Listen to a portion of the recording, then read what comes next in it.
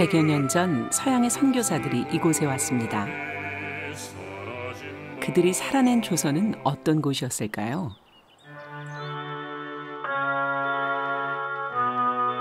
1939년 2월 봄 기운이 찾아온 교정. 왠지 들뜬 분위기인데요.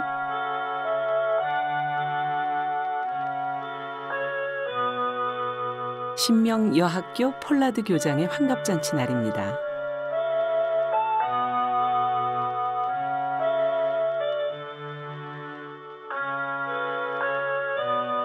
재학생들은 물론 졸업생들까지 스승을 위해 모였습니다.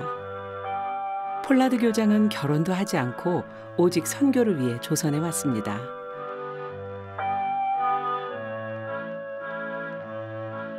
이 낯선 땅에서 만난 딸들에게 진심을 다한 축하를 받네요.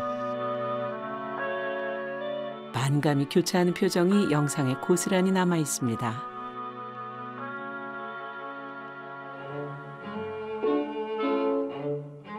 대구하면 사과. 네, 100여 년 전 서양 선교사들이 들여온 겁니다. 이분들 농사만 지은 건 아니고요. 산 넘고 물 건너 이 마을 저 마을 선교하러 다녔죠. 자동차도 주인 따라 험한 길을 달려왔습니다.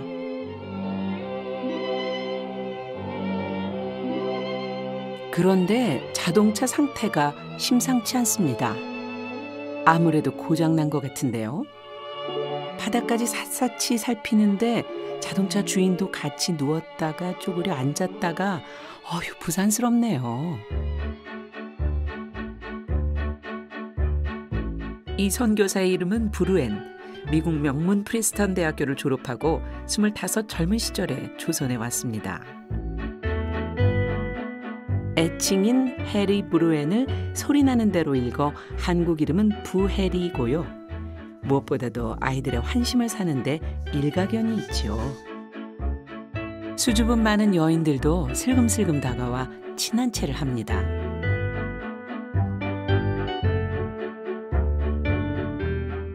점잖은 어르신들에게도 거리낌 없이 다가가 성경 구절을 적은 쪽지를 나눠주네요.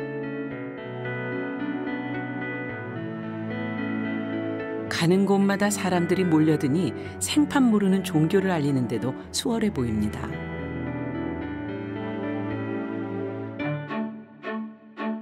우리말을 완벽하게 구사했던 몇 안 되는 선교사라는데 덕분에 유머도 제법 통했던 것 같습니다.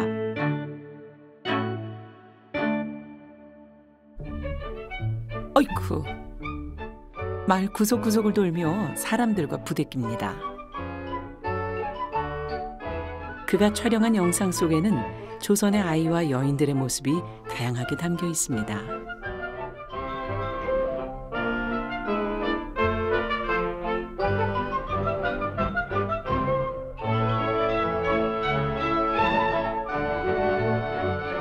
빼앗긴 나라에서 평생을 고된 노동에 시달리면서도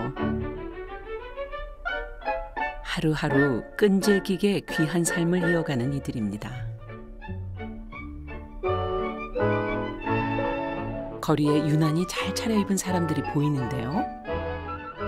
아마 단오인가 봐요. 음력 5월 5일. 여인들이 그네를 탑니다. 모내기는 끝냈고 더운 여름은 아직 오지 않은 좋은 계절이죠.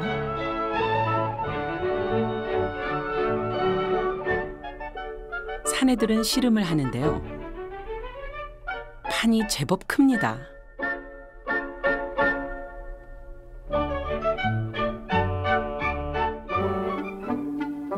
이번엔 카메라를 들고 시장에 나가 봅니다.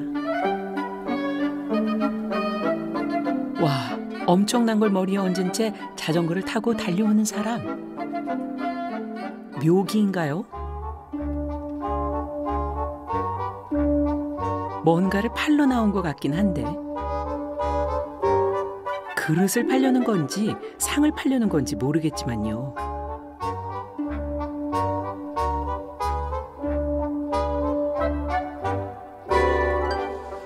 부혜리는 속임수가 아닌지 확인부터 합니다. 이거 풀칠해둔 거 아니야?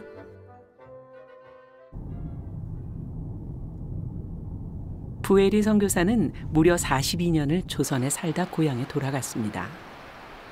미국에서 그의 손자를 만났는데요. Welcome to Westport.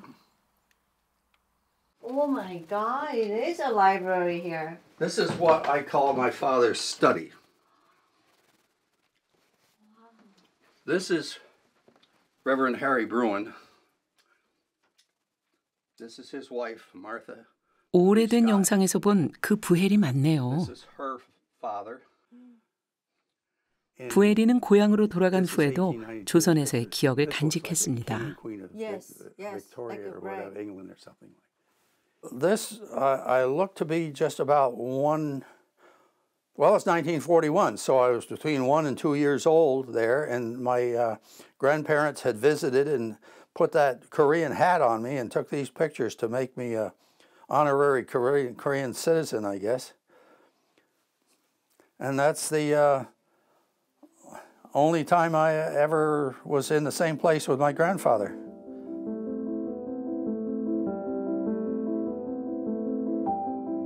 조선에서 인생의 대부분을 보낸 부혜리 선교사는 대구는 물론 경상북도 전역을 다니며 교회를 개척하고 복음을 전했습니다.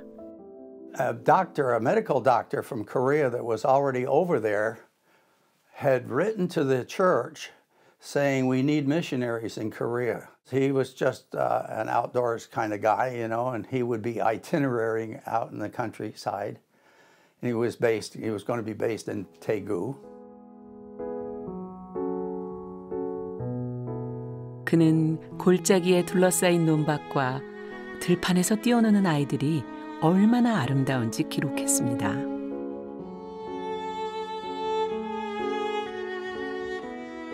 선교에는 남녀노소를 가리지 않았는데요.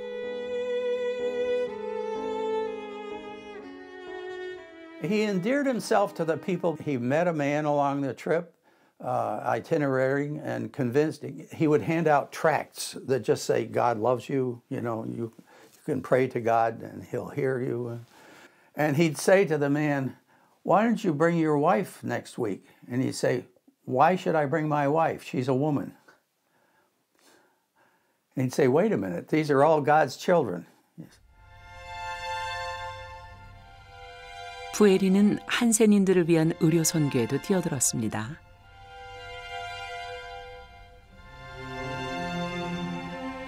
에락원은 원래 한센인을 격리 수용하는 게 전부인 작은 초가집이었는데 그가 있을 때는 100여 명을 수용할 수 있는 규모로 커졌습니다.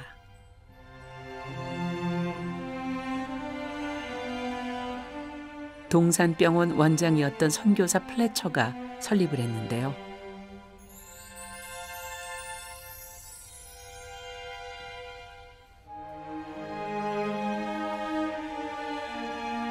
사회에서 소외된 한센인들이 머물 곳으로 마련한 시설입니다.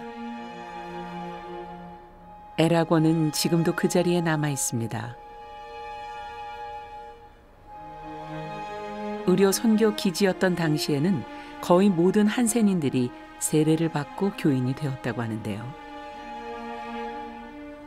종교적 목적으로 만든 공간이었지만 한센인들은 에락원 안에서 잃어버릴 뻔했던 삶을 지킬 수 있었습니다.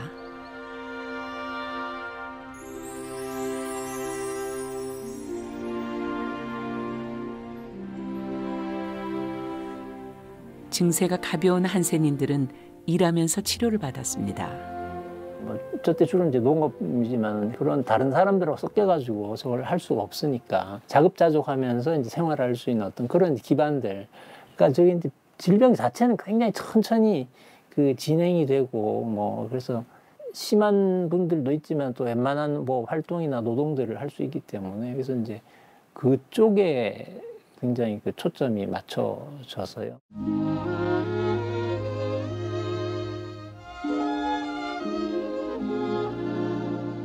정말 바깥 세상과 똑같았습니다.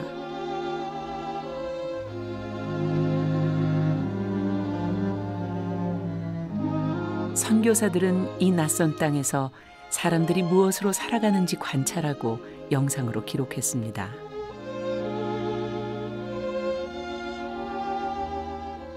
깊어진 가을, 누렇게 변한 들판에 도리깨가 휙휙 돌아가는 수확의 계절입니다.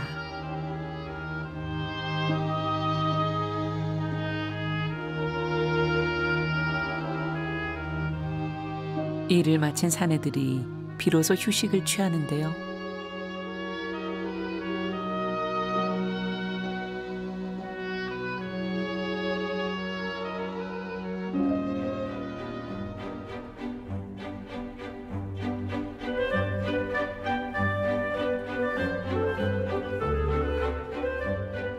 가을거지가 끝나면 에라곤은 김장 준비로 바빠집니다. 100명이 넘는 한센인들과 아이들까지 살고 있으니 어마어마하게 많은 배추가 필요합니다. 선교사들은 이렇게 엄청난 양의 피클을 함께 모여 만드는 작업이 상당히 흥미로웠던 모양입니다.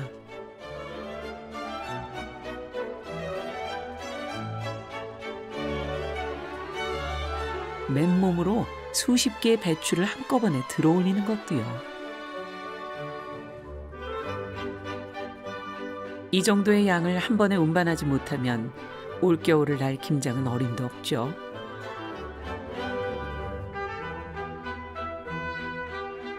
에라곤 마당에서는 배추를 손질하는 여인들의 손길이 바쁩니다.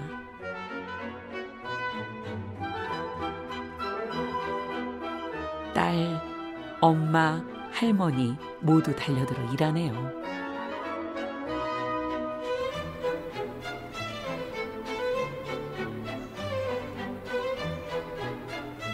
마당을 가득 채운 김장독들을 보니 마음이 넉넉해집니다. 이 정도면 에라곤의 겨울도 바깥 세상만큼 든든하게 보낼 수 있겠죠.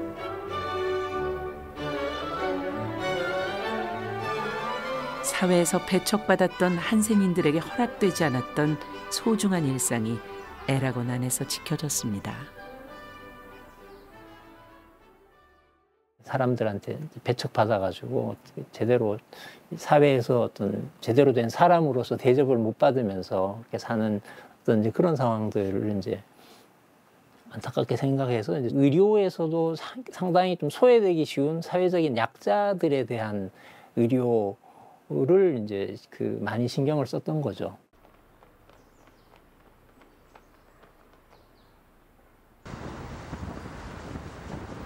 미국 장로교 역사협회에서 1900년대 조선을 기록한 또 다른 영상을 찾았습니다.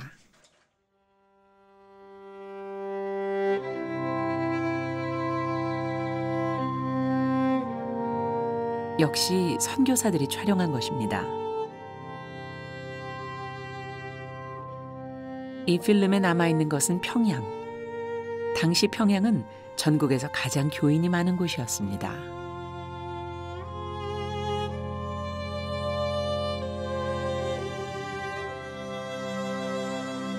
(1901년의) 기록에 따르면 서울에 3천여 명의 교인이 있는데 평양에는 10,000명이 넘는 교인이 있어 교세가 무려 3배나 컸답니다. 종소리에 늦잠을 잘 수 없을 정도로 교회가 많았고 신자가 아닌 사람들도 일요일을 주일이라 불렀대요.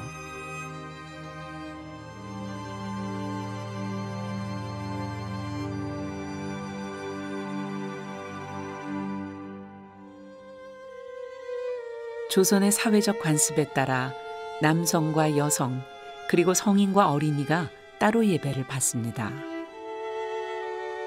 앞선 교육을 받고 싶은 학생들이 교회로 몰려왔습니다.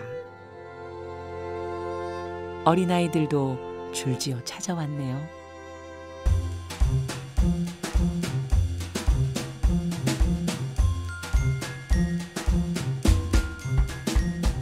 이 친구들은 공부하러 온 건 아닌 것 같고 그저 엄마 따라왔다 신나는 놀이터를 찾은 것 같죠?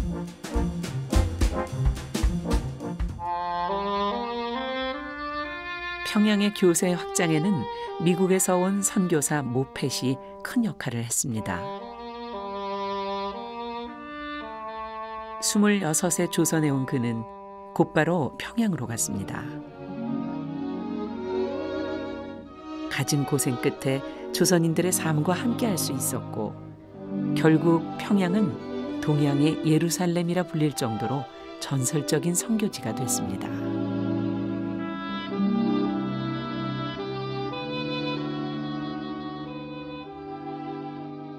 지금 나오는 교회가 장대현 교회인데요.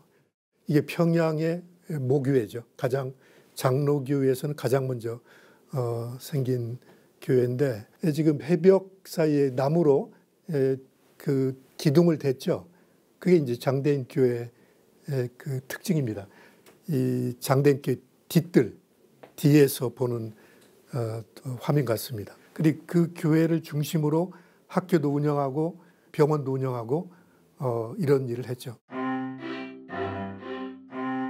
평양은 교육 선교로 성장했습니다.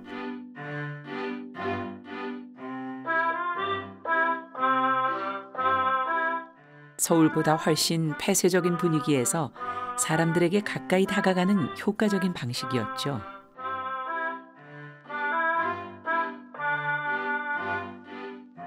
양반이 아니어도 배울 수 있고 남녀 구분하지 않고 가르치기 때문에 수많은 학생들이 몰려들었습니다. 교회가 들어서는 곳마다 학교가 함께 생겼죠.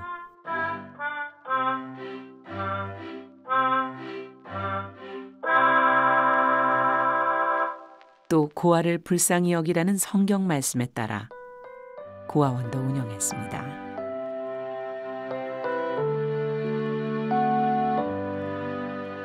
일제강점기 지독하게 가난했던 조선에는 많은 아이들이 부모를 잃었습니다.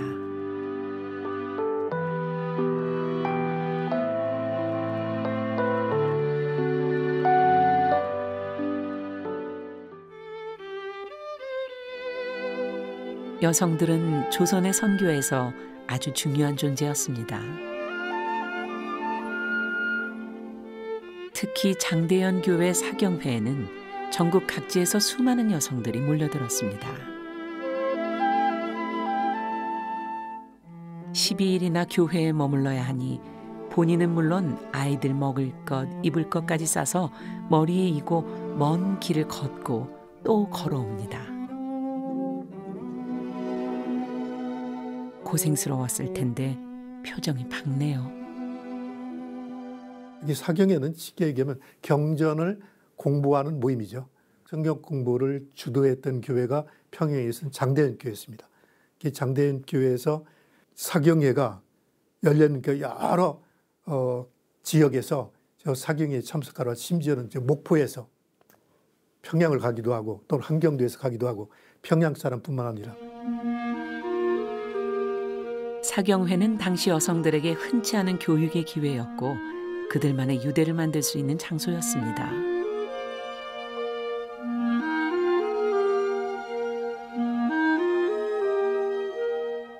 여성 신도들 덕분에 발전한 것이 있습니다. 한국에 기독교가 들어왔을 때 처음부터 선교 방침이 남자보다는 여자, 대도시보다는 중소도시나 농촌 이런 쪽으로 그 선교에 초점을 뒀습니다. 그러다 보니까 여성들이 많이 교회에 나오고 여성 중심으로 하다 보니까 한문을 모르니까 한글을 많이 개발했죠. 그래서 한국교회는 처음부터 한글로 성경을 번역했고 한글로 찬송가를 만들었고 한글로 신학서적을 간행했죠. 그래서 그 한글 발전에 한국 기독교가 크게 기여했다는 평가를 듣는 거죠. 성경과 한글이 보급과 전파에 서로 힘을 실어준 셈입니다. 교회가 학교를 운영하면서 교육받은 젊은이들이 늘어나고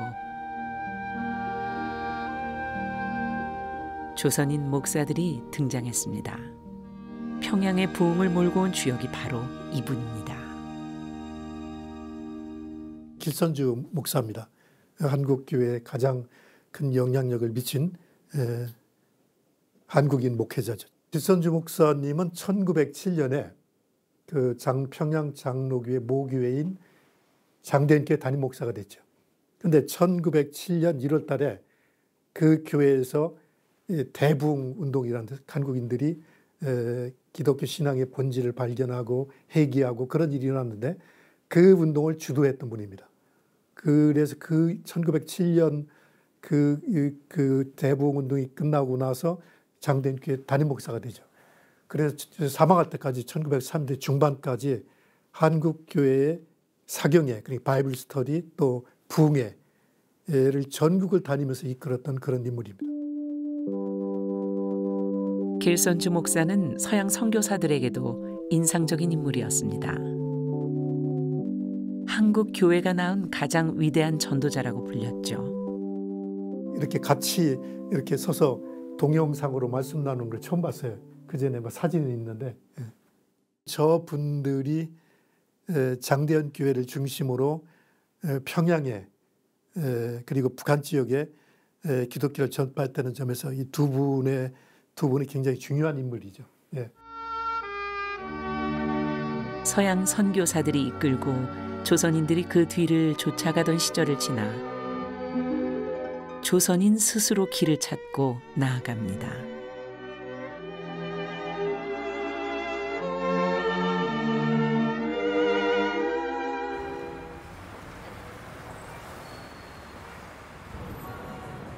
제작진은 캐나다 연합교회 아카이브를 방문했습니다.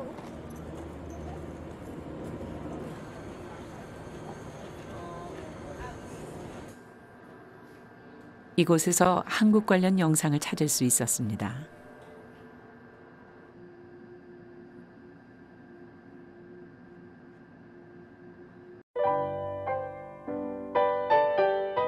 한국 최초의 여성 교육기관인 이화학당 창립 50주년 영상입니다.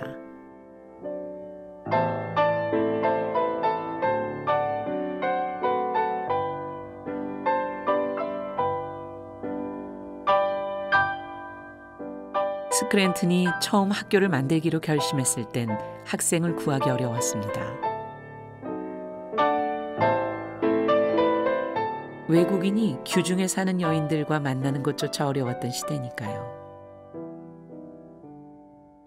첫 번째 학생은 고위 관료의 소실로 영어를 배워 왕비의 통역이 되려는 원대한 목표가 있었습니다. 하지만 병이 들어 3개월 만에 세상을 떠났고 다음으로는 자식을 부양할 능력이 없던 가난한 어머니가 딸을 덜렁 맡기고 갑니다. 그저 먹고 살기 위해 입학한 소녀들은 외모도 말도 낯선 스크랜튼이 두렵기만 했습니다. 좋은 음식과 옷을 주며 꼬드겨 미국으로 데려갈까 겁이 났죠. 하지만 고향의 안락한 삶을 포기하고 조선에 온 스크랜튼은 물러서지 않았습니다.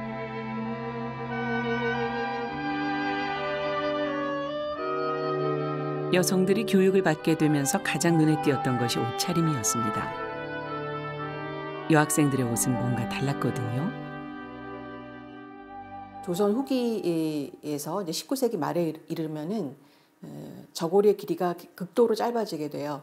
그래서 앞섭이 굉장히 짧고 겨드랑이 밑이 1cm도 안 되는 경우도 생길 정도로 그렇게 유행이 오게 되는데 그런 걸 보여주는 게 지금 이제 보시고 있는 이 사진입니다. 체육을 하면 겨드랑이도 다 보이고 또 치마도 뛰거나 어디 걸려 넘어진다거나 이럴 때 속옷이 보이게 되는 경우도 많습니다. 선교사 월터스하고 파이라고 하는 두 분이 아이디어를 내서 이거를 좀 복식을 좀 개량할 수 있는 방법이 없을까 고민을 하다가 어깨허리라고 하는 것을 우리가 표현되는 것을 고안하게 됐습니다. 치마하고 저고리가 전통적인 의복에서는 따로 떨어져 있는 것인데 마치 지금의 우리 원피스처럼 어깨허리를 이렇게 이제 붙여가지고 원피스처럼 입게 되면은 흘러내릴 일이 없게 되는 거죠. 이거를 이제 고안을 했습니다. 전형적인 젊은 여성의 복장이자 그 당시 말로는 신여성이라고 이제 표현하는 그런 여성들의 복장이면서 동시에 여학교의 교복이 되게 됩니다. 사실 이 옷이 여학생들을 상징하는 옷차림이 된 데는 결정적인 계기가 있었습니다.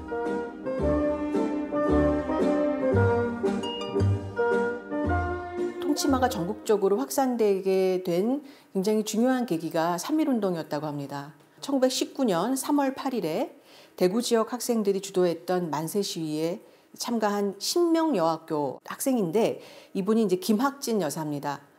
그때 우리 선생님이 앞장서 나가시면서 대한독립 만세를 외치시던 모습이 아직도 눈에 선하다. 나와 내 동무들도 시장을 향해 달려나가면서 팔이 떨어져라 크게 태극기를 흔들며 모두와 함께하였다. 그날 우리는 어깨허리를 만든 치마를 입고 저고리 안에 태극기를 크게 만들어 가슴에 맸다. 덕분에 행여나 옷고름이 풀어지더라도 걱정 없이 마음껏 달리며 만세를 부를 수 있었다. 만세 행렬이 어찌나 길던지 끝을 헤아릴 수 없었다. 여성들이 뛰어도 또는 혹은 관원에 의해서 붙잡히더라도 흘러내리지 않기 때문에 마음대로 활동할 수 있었기 때문에 너도나도 학생들이 다 그때 아직 만들지 않았던 여학생들도 다 3, 4, 5 모여서 태극기도 만들고 어깨요리도 만들어서 붙였다고 합니다.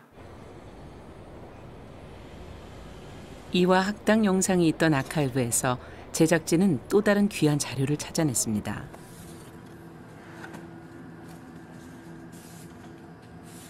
선교사 오웬스가 남긴 것들인데요.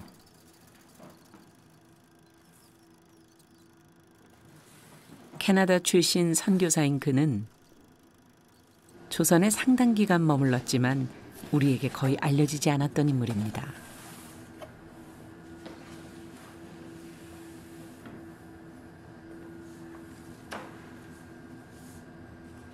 So the Herbert Owens phone covers 1910 to 1956. So he was a lay missionary in Korea from 1918 to 1932. So it overlaps a little bit of his personal life before and after, but it does largely focus on his time in Korea and includes manuscript drafts of his memoirs, letters, journal entries, postcards, things of that nature. The first day of the march that year came on a Saturday. For that afternoon at 2 o'clock in Pagoda Park, the independence of Korea was to be proclaimed. 오웬스는 3.1운동을 상세한 기록으로 남겼습니다. 그의 손녀를 찾아가 자세한 이야기를 들어볼 수 있었습니다. This is a photo of my grandfather. Wow. And his name was Herbert T. Owens. And he was with the American Presbyterian Board in Seoul. And he's Canadian, not American. Well, my mother used... 오웬스는 고향으로 돌아갈 때 사용하던 조선의 물건들을 하나하나 소중하게 챙겼습니다.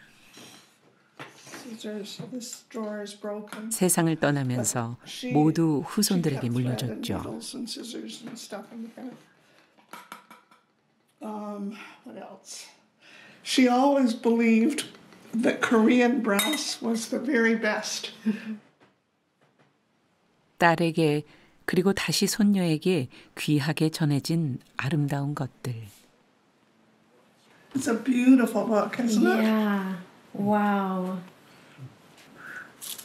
Oh, is that okay? Oh, sure. Oh, wow. So beautiful. 오웬스가 젊은 시절을 헌신했던 조선이 이렇게 기억되고 있습니다. There, he discovered a whole lot more things that he became part of what he did. So he taught Sunday school. He set up programs. He taught English to people. He, I think, did procurement of supplies and things for the hospital. And he was part of the group that started Chosen Christian University.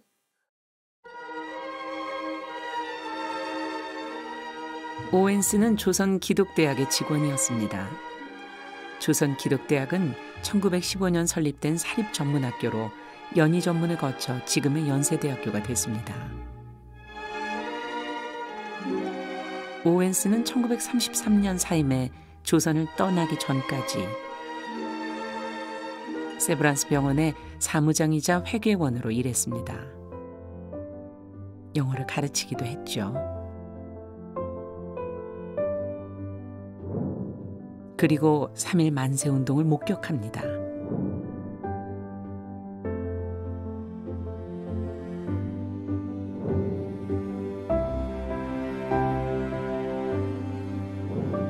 시위의 시작부터 상세하게 기록한 그는 이 사건을 전 세계에 알리기로 결심합니다.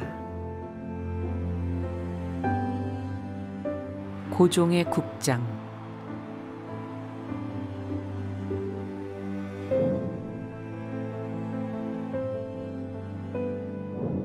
전국에서 수많은 사람들이 몰려들었고 그들이 만세운동에 가세했습니다. 오웬스가 근무하던 곳이 바로 서울역 건너편의 세브란스 병원이었기 때문에 이 오웬스가 가장 아주 근접거리에서 가장 철저하게 3.1운동을 목격하는 그 목격자 중에 한 사람입니다. 일제 무력 진압에 부상당한 사람들이 병원으로 몰려왔습니다.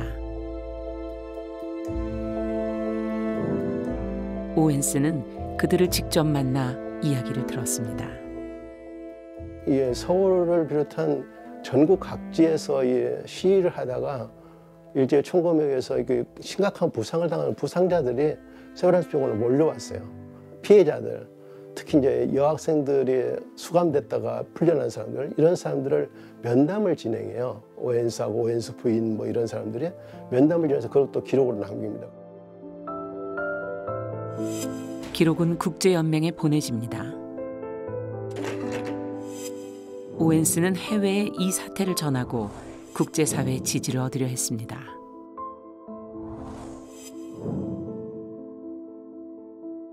오웬스는 이 3.1운동이 일어날 처음부터 혁명이라고, 레볼루션이라고 표현해요. 혁명이라고 표현하고 이것은 세계인들이 관심을 갖고서 주목해야 될 굉장한 일이다 하는 이제 생각을 가지고 있었기 때문에 이것이 이제 1920년 4, 5월 되면 이제 좀 잦아들고 이게 무관심해지니까 이거를 오타와에 있는 YMC, 자신도 YMC 출신이거든요. YMC의 총무에게 보내가지고 이것을 좀 국제연맹에다가 보내줄 수 없느냐 해서 보내가지고 그렇게 해서 이게 도착한 겁니다.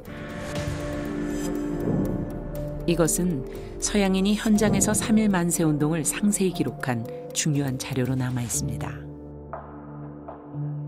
오웬스가 남긴 자료 중에는 1920년대 YMCA 사진도 있는데요. 격동의 시기를 겪던 조선의 한가운데서 그는 역사의 기록자로서 한 시대를 살았습니다.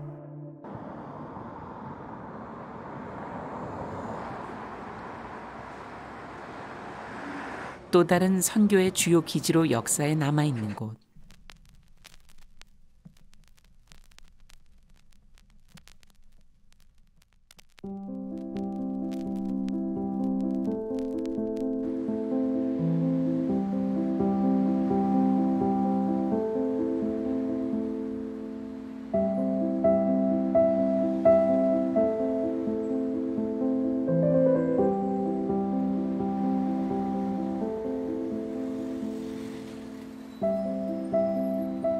전주는 호남 지역에서 가장 교세가 강했다고 하는데요.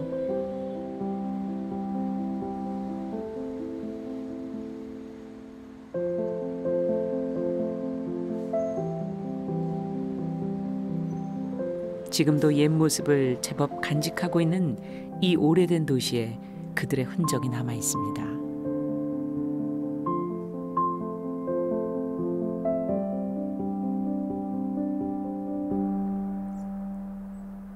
교육 선교의 중심이었던 신흥학교도 100년의 역사를 훌쩍 넘어 그 자리를 지키고 있습니다.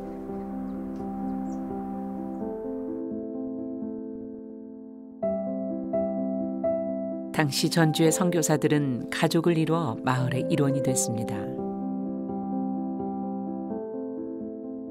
그들의 자녀는 조선에서 조선인들과 함께 성장했습니다. 전주병원은 의료 선교 초창기에 설립된 병원입니다. 현재의 전주 예수병원인데요.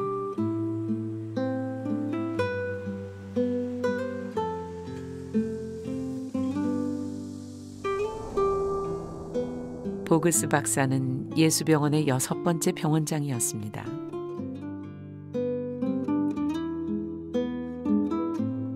부임한 첫 해에만 600여 명의 입원 환자와 6천여 명의 외래 환자를 진료했습니다. 우리말을 제대로 못했지만 친절하게 환자를 돌봤는데요. 그는 선교와 봉사를 하나의 가치로 여겼습니다. 의사지만 전도하는 데 상당히 비중을 뒀어요. 그래서 한국말을 잘 못하기 때문에 요한복음 3장 16절을 다들 외워가지고 길에서 만나는 사람마다 하나님이 세상을 이처럼 사랑하사 그런 식으로 얘기를 하고 가고, 보고서 원장을 이끌어서 요한복음 3장 16절 원장 이렇게 호칭을 했었습니다. 예수병원에는 한국인 의사들도 있었습니다.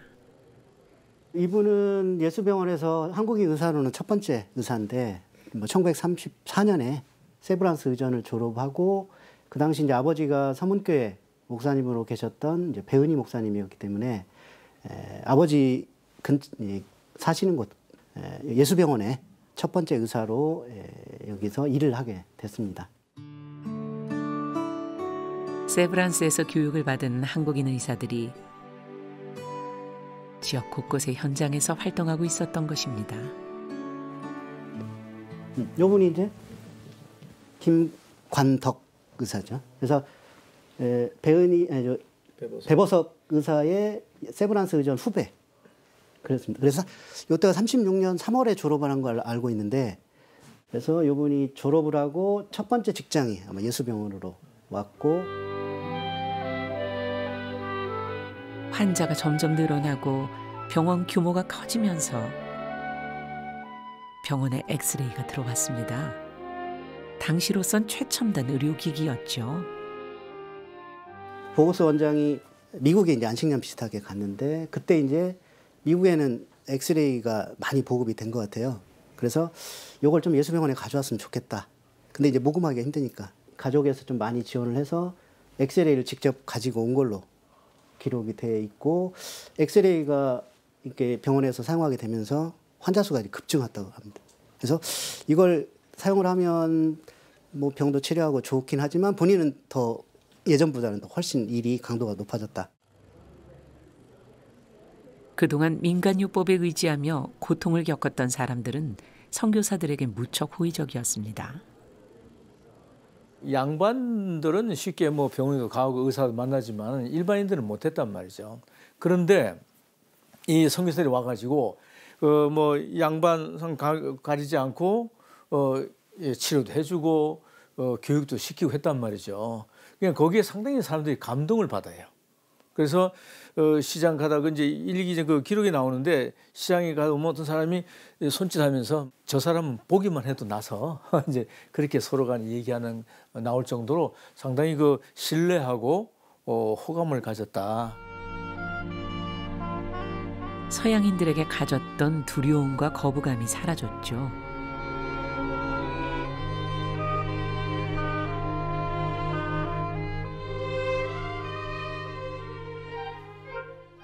보그스 부인을 비롯한 여성 선교사들은 여성을 위한 교육 사업을 펼쳤습니다.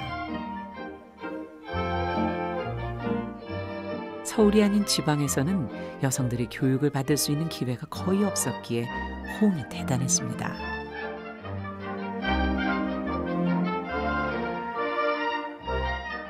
달 성경학교죠. 그렇죠. 그래서 요거는 1년 내내 하는 게 아니라 그 농한기에 농사가 좀 한가할 때 집중적으로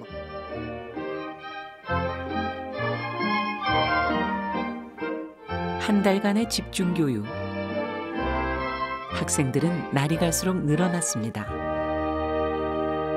그 전까지는 이름도 없어요, 사실 우리한테. 남자들만 이름 있지. 이게 뭐 어떻게 보면 사람 취업 못 받으셔 그러니까 어렵게 사는데 선교사들이 와서 이름도 지어주고 만들어주고 어떤 그 인간이라고 하는 것을 되살려준 그러니까 그때 이 여자분들이 깬 거죠, 정신적으로. 달 성경학교는 성경 공부만 하는 곳이 아니었습니다. 여성들은 이곳에서 세상 돌아가는 이야기를 들었습니다. 재봉질, 바느질처럼 생계를 위한 기술도 배웠죠. 당시 조선의 여인들은 가족의 입는 것을 위해서 하루 종일 이어지는 노동에 시달리고 있었습니다.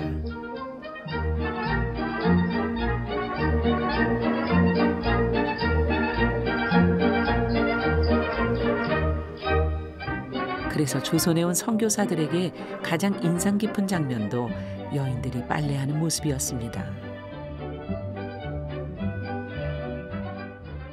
여행 기록들을 보면은 가장 먼저 눈에 띄는 장면 중에 하나가 여성들이 빨래하는 장면입니다. 조선에 물이 있는 곳에서는 어김없이 모든 여성들이 항상 빨래를 하고 있다. 그래서 어떤 그 프랑스의 화가는 조선은 거대한 세탁소다. 조선 여인들이 이렇게 빨래에 열심이었던 것은 우리가 흰옷을 무척 사랑했기 때문입니다. 바느질, 다듬이질, 그리고 빨래, 다시 바느질, 다듬이질, 빨래입니다. 왜 바느질을 계속 해야 되냐면은 방망이질로 엄청나게 방망이질을 해야지 이제 그 때가 이제 나오기 때문에 그러니까 이 섬유를 거의 이제 막 그 으깨자시피 막 하니까 빨래하기 전에는 옷을 뜯어서 대부분 뜯어서 빨래를 하고 난 다음에 그 다음에는 그거를 또 이제 막 구겨져 있으니까 엄청 구겨져 있으니까 그걸 다듬이질로 쫙 펴서 옷을 피고 그리고 다시 원래의 옷으로 만들기 위해서 다시 또 바느질을 하는 거죠.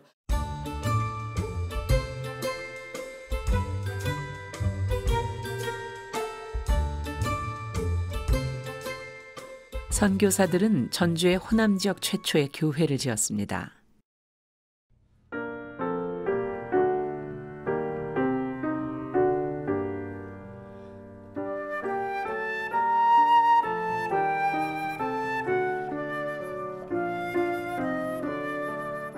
원래 몇 안 되는 교인들의 헌금으로 작은 예배당만 지었던 것을 1905년 서문 밖 지금의 위치로 옮겨 벽돌 기와지붕 예배당으로 새롭게 건축했습니다. 예배를 마친 후 남성과 여성이 내려오는 계단이 구분되어 있던 것이 인상적이죠.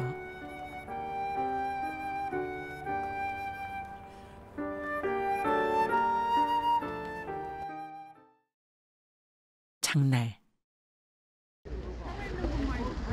현재 남부시장이 자리하고 있는 그곳에 선교사들이 즐겨 찾는 장터가 있었습니다.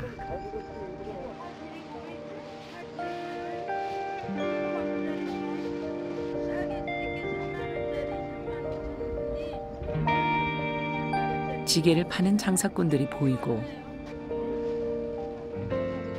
하나같이 낯선 물건들. 선교사들이 촬영한 장터에는 생동감 넘치는 당시 일상이 그대로 담겨 있습니다. 몇몇 선교사들이 전주에서 가장 먹을 만한 간식거리라고 칭찬한 엿도 보이네요.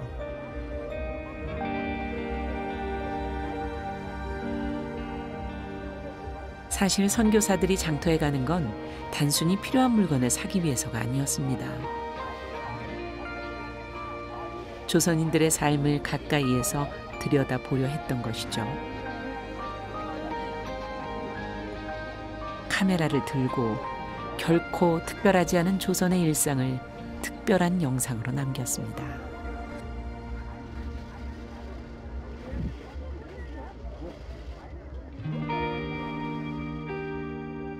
문서가 기록하지 못하는 그런 부분들이 있잖아요. 일반 사람들, 서민들 이런 사람들은 문서 자료에 기록이 거의 남아있지 않기 때문에 그런 일반 서민들의 모습들을 유추할 때는 동영상이나 아주 유익하다고 볼 수 있겠습니다.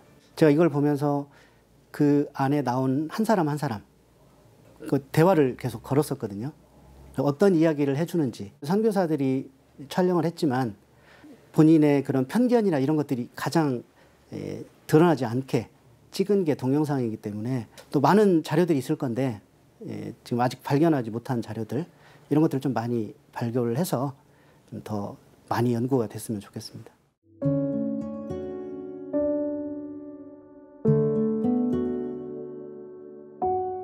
보그스 원장이 조선을 떠납니다.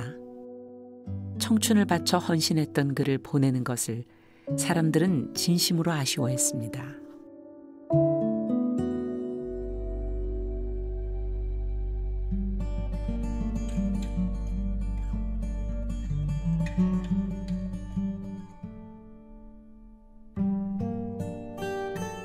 일제강점기, 핍박과 가난에 허덕이던 조선. 고단한 시대에도 삶은 이어집니다.